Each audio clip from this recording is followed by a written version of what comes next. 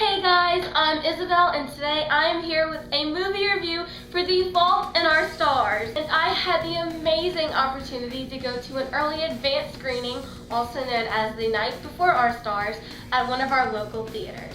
I was not at the one where it was actually held and where the cast was, but I was able to catch the simulcast that was broadcasted live, and let me tell you, it was amazing. Hey guys. It's Isabel. I just got back from seeing The Fault in Our Stars. I went to the advanced screening The Night Before Our Stars that they had at over 600 different theaters across the United States. I had so much fun tonight. It was so much fun getting to go see the movie, especially early. Overall, the movie was fantastic. Josh Boone did an amazing job directing. The screenwriters did an amazing job with the script.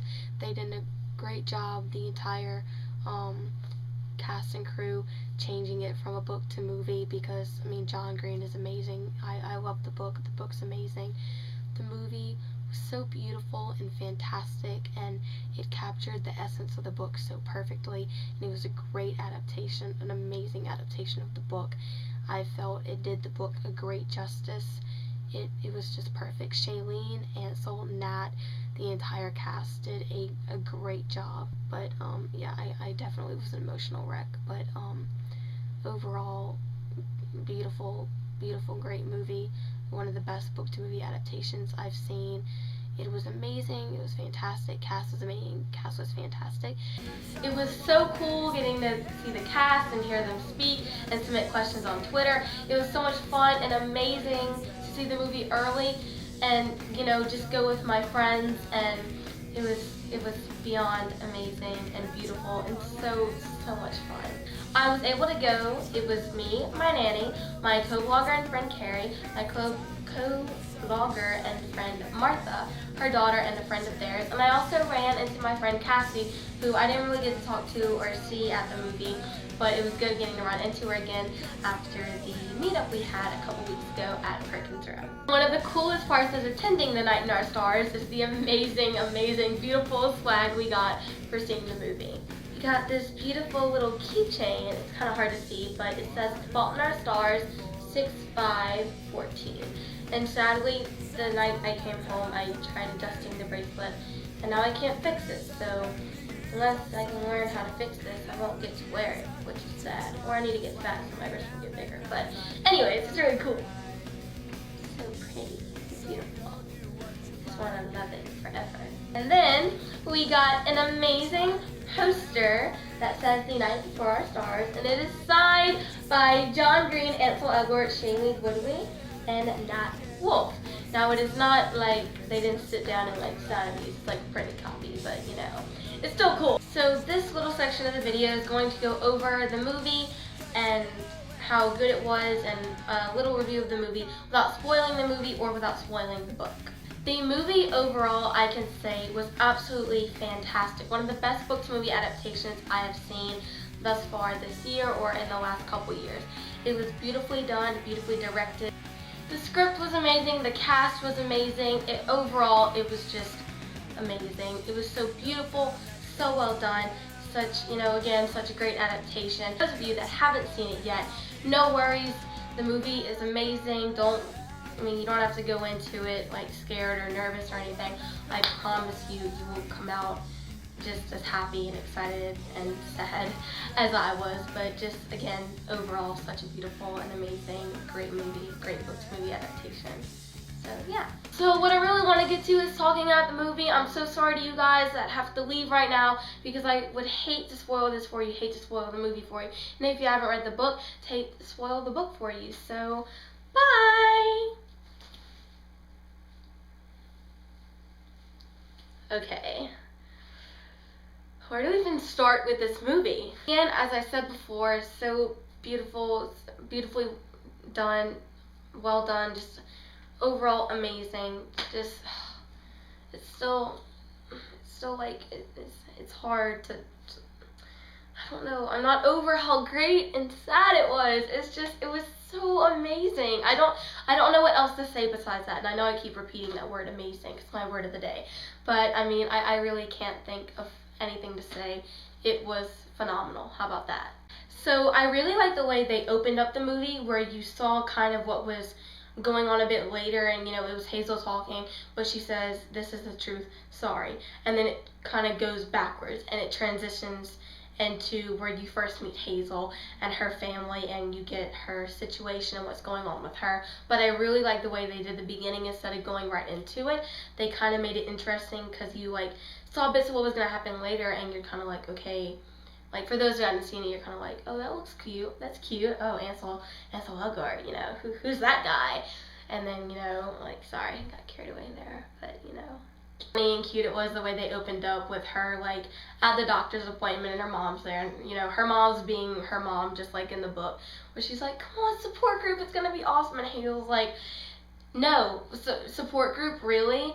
And you know, the doctor is just like, for people in your situation going down the same journey, and she's like, journey, really? Like, I love how she's the only one, and it's so perfect to the book, she's the only one that really will outgoingly say what is happening in this situation. Everyone else tries to brush it over and make people feel better about it, not call it what it is, and she's like, it's cancer, we're going on a journey, like, you're gonna, like, oh yeah, just bring on the medication, hit me with it, I mean, come on, this is life. Like, it's just, I loved Shailene. She does such an amazing job as Hazel, and you really saw it there, because that is so true to the Hazel in the book, and I really like the way Josh did that. It was perfect, it was funny, and a really great way to open up the sense of humor in the story of the movie and the book. And there's support group.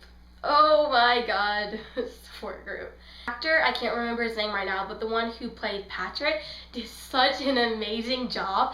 Patrick was perfect and so funny, and just in the first couple minutes of the movie where he's playing the guitar and singing about Jesus and all that, my nanny and I and my friend that was sitting next to me, we were laughing, and I mean, everyone, my nanny's kind of like, Isabel, you have to be quiet, shut up, and I'm like, I'm sorry, it's everything made me laugh because I loved it and it was so perfect. But the Patrick and support group was just perfect. So they kind of show a couple shots of support group at first just to kind of show what it is, but it's not until the second support group scene, I believe, and her mom's like, hey, make some friends and all that, and that is where she runs into the beautiful and amazingly gorgeous Ansel Elgort, aka Augustus Waters, which was just so cute and so perfect. And Ansel. Let me just tell you now, and all of you agree with me, probably, Ansel Elgort is the perfect Augustus Waters. I cannot picture anyone else to play him.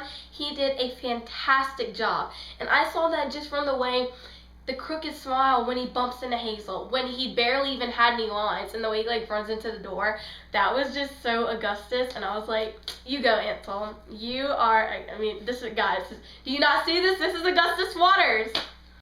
So the whole support group thing, and then we have where Augustus stands up, and Patrick's kind of asking him what he's about, and I love the way Ansel does this, the whole roller coaster line where, you know, Patrick's like, so how are you feeling, Augustus?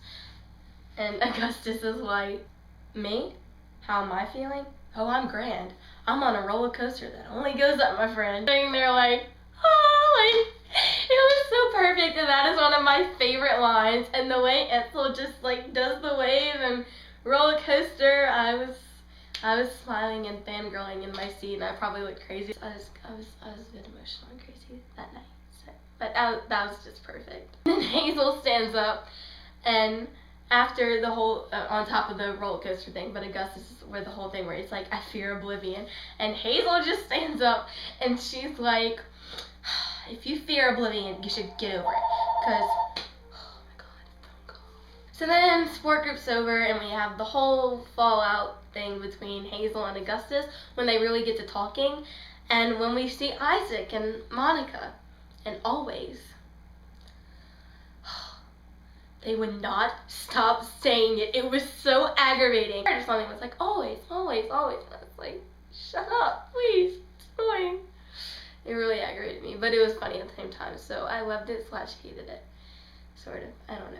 I don't know what to do with my emotions. I'm a fangirl. I never know.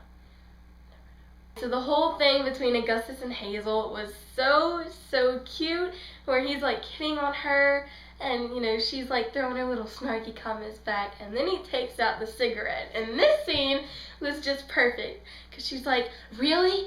You know, even though you had cancer, you buy cigarettes or give money to a corporation to acquire even more cancer? Let me just tell you that not being able to breathe sucks. And he's like, Hazel Grace, I've never lit one. They don't hurt you unless you light one. It's a metaphor, you see. You put the thing that does the killing between your teeth, but you never get the power to do its killing. A metaphor. So we're gonna fast forward a bit again to the scene where Augustus tells her about how he contacted the author Peter Van Houten.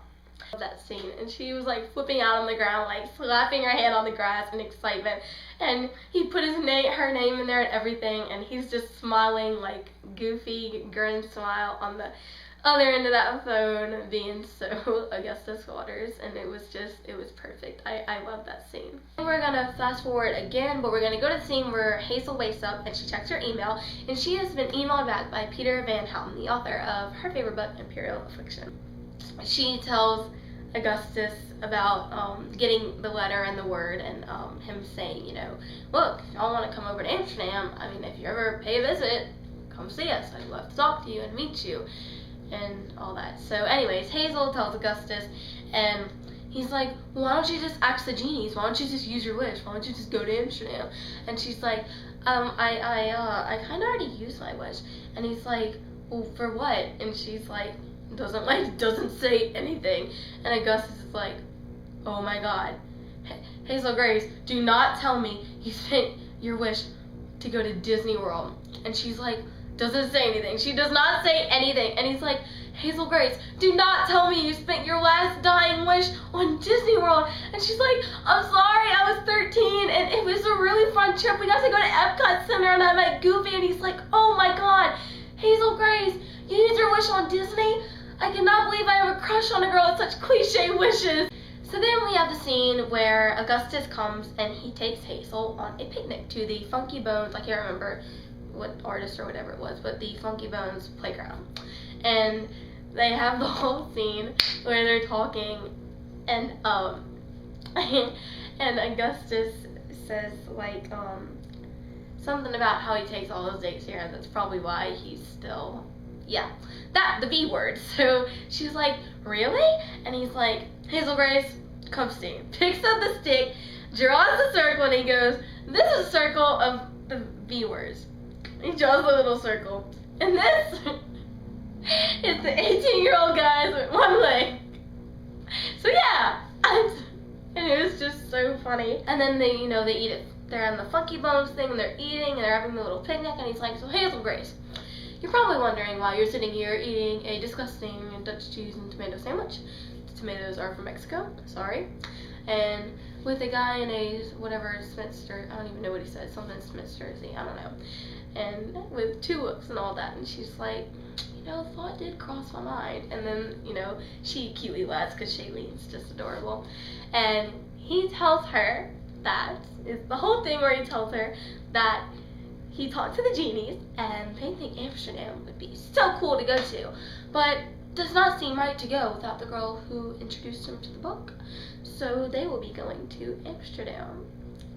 And it was just so perfect. So now let's talk about Amsterdam. Where do you even like start with how perfect Amsterdam was? They did that so beautifully, and it was so romantic, and just like my favorite parts of the movie were in Amsterdam. It was so perfect, so amazing.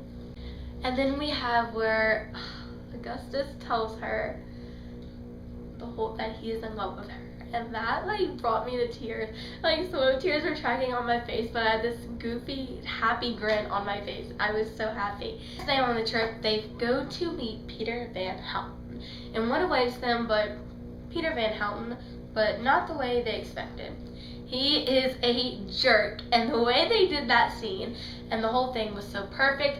I loved Hazel and how she was yelling at him, and he's like, I don't know what to tell you. And she's like, well, make something up, and she like hits the glass and everything. It was all perfect. I absolutely loved it. It was funny, it was sad, just everything about it really worked, and I was really happy with that scene. So they go to the Anne Frank house, and the way they did that scene, I really liked it, but it was sad at the same time because, you know, Hazel struggling to get up the stairs. And as sad as it was watching, and I really enjoyed the scene though because it showed that side of Hazel that we love, where she's this fighter and strong person that takes control and will not let her cancer stop her from doing anything. So then we get up there and Hazel's just looking at Augustus and he's like looking down at her, and they have this like amazing beautiful staring contest for like 5 minutes, and then they kiss and it was perfect. And fast forward a bit to the trip when they get home, and this is where Augustus, it's the gas station scene. And this scene was just really emotional, and I was just sobbing, and it was really from here and the rest of the movie that I was bawling my eyes out. I was trying to hold in the sobs as not to disturb the people around me and not look crazy, but everyone in the theater was really emotional by then, and I was holding in the sobs, but the tears were flowing and streaming down my face. I could not control myself. There were scenes where like my head was tilted back on the scene. I'd close my eyes and then I like look back, and it was just, I was so overcome by emotion and everything, and that I was trying to hold it in, but I was like sobbing, and I was crying so hard. Later in the day, after the picnic scene, Augustus calls Hazel and he tells her, he's like, Hazel Grace, would you meet me down at the Heart of Jesus? And she's like, sure, why? And he's like, I love you, Hazel Grace. And then he hangs up, and that was just so cute. I was sobbing my head off on this eulogy scene. It was so beautifully and perfectly done and so true to the book, but so sad and emotional and just sort of overwhelming. And for all the people who read the book, when you see this, it was even worse for us, but especially because we know what's coming. And Isaac's speech, I was sobbing and everything, and it was sad. And then Hazel gets up, and it's like I'm having an emotional breakdown. So then it's one night, Hazel's sleeping, and we get the phone call, but it's not on Hazel's phone, so we know Augustus is not calling, which means it is his parents calling to say that Augustus has passed. And that scene, as if I was not bawling and sobbing and crying enough, I start having like hyperventilating almost. It was so bad, and watching Hazel cry, and everyone was just crying with her, and you know, it was so emotional and sad. And they have the funeral, which was, I don't remember it hugely from the book, but the way they did it was sad, and it kept me crying. And then we have where she gets in her car and she goes to leave, and Peter Van Houten comes in and gives her the letter, and she crumbles in anger, and she's like, just get out my car, I want to go home and I want to grieve, leave me alone, I don't want anything to do with you. And so he leaves, and she's driving away, and I don't know why they had to play the song Not About Angels by Birdie, who you see in the simulcast after. But that song made the scene even worse, where she's driving away. I was like sobbing by then. So then they have the thing where, you know, Isaac comes over and she talks to him, and that was like an emotional scene, but also happy because you see Hazel and Isaac really band together more than we did before as friends, but because I really like their friendship. And so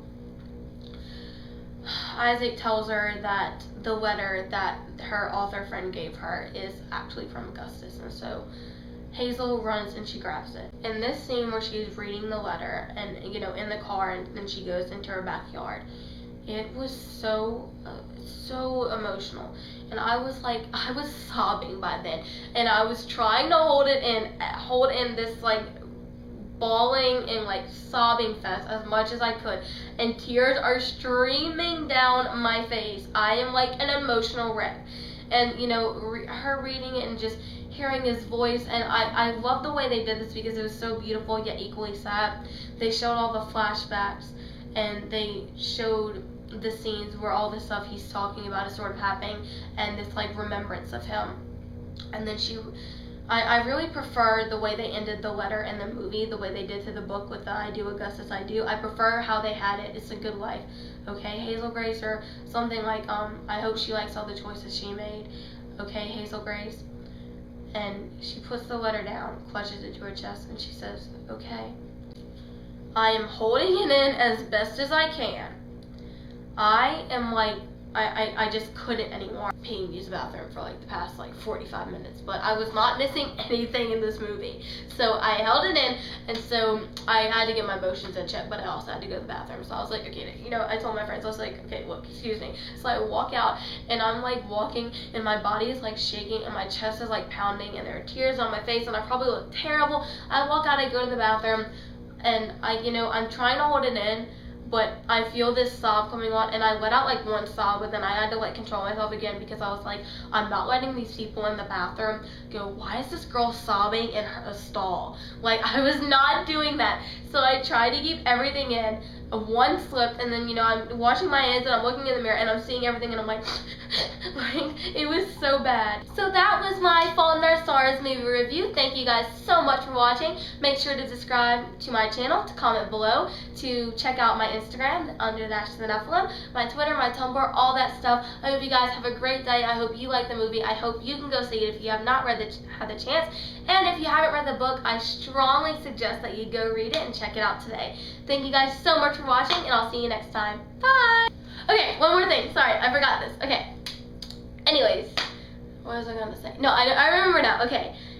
Soon coming up, I will be having my See Family Fire book review, which I will get to do soon. I just finished a couple of days ago taking all my notes on it. It's like crazy, but I really need a good time to sit down and do this and collect my thoughts and everything, just because I want to make sure I have everything I want to discuss ready, because I don't want to ruin this book review since it's such an important book and series to me. But that will be coming soon. The collaboration tag coming up soon as I get all my film and videos from J.D. Netto, who is author of The Whisper of the Fallen, and I really cannot wait to edit that video and put it together soon.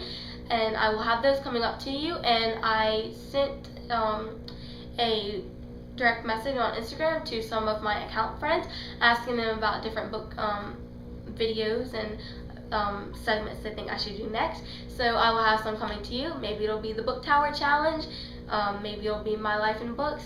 I'm really excited to do more for you guys, and so yeah. But my See Family Fire book review and my book 2 partner tag with J.D. Netto will be coming up soon. Thank you guys so much, and bye again.